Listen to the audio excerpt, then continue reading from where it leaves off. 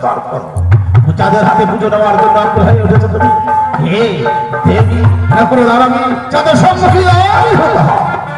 দেখো চাঁদ, তোমার সম্মুখে আমি এসে পড়েছি। কি নাম? শিবের নামে রাস্তা বেরোনি, নাম আমার দেবী মনসা। ও কানি, কেন এসেছ? চাঁদ, শোনো কি আমার বচন, তুমি পুজো করো আজ, করি আমি ভজন। ও, আমি পুজো করলে তুমি ভজন করবে? হ্যাঁ চাঁদ, বড় ক্ষুধার্থ বুঝি, কিন্তু তোমার পুজো করে আবার কি হবে? দেখো চাঁদ, পুজো দে মরি, তাই বুঝি? হ্যাঁ চাঁদ, যদি তোমার চরণে পুষ্পাঞ্জলি দে, ধনে রত্নে বাড়াইবে আমাদের চাম্পক নগরে।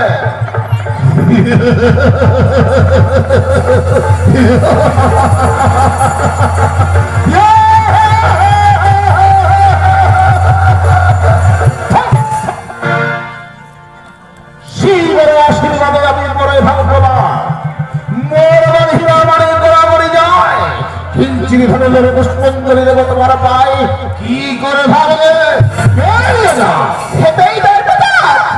মনে নেই সেদিনের কথা, এক এক করে মৃত্যু কথা পুত্র ছুঁয়েছে না, ডুবাইছে চৌধুরী কথা সাগরে গেলে বন্দি করে নিয়েছিলেন তোরে চাঁদ।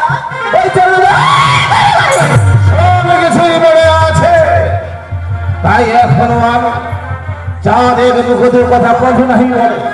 যখন বলেছি তোমার বুঝে আমি কোনোদিনও করবো না, কখনো করবে না।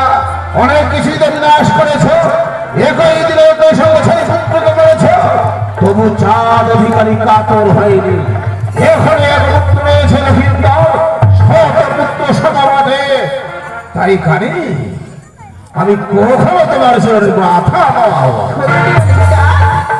সপ্তম পুত্র রয়েছে তোমার লক্ষ্মীধর, তুমি হয়তো জানো না চাঁদ, বিশ্বের কন্যার নাম এই ত্রিভুবনে জানে বিনাশ করে পুত্র আমরা ভেবে দে চাঁদ।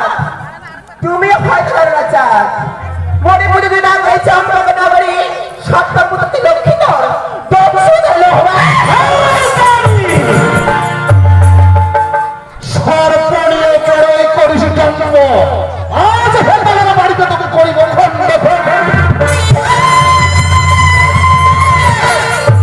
করলি চাঁদ, যে হেমস্ত দেবতার লেখা সপ্তম পুত্র লক্ষ্মীধরকে মারি করে বিবাহের বাসনা চাঁদ, বিবাহের করতে কাঁদবি চাঁদ, আর আমি হাসি চাঁদ।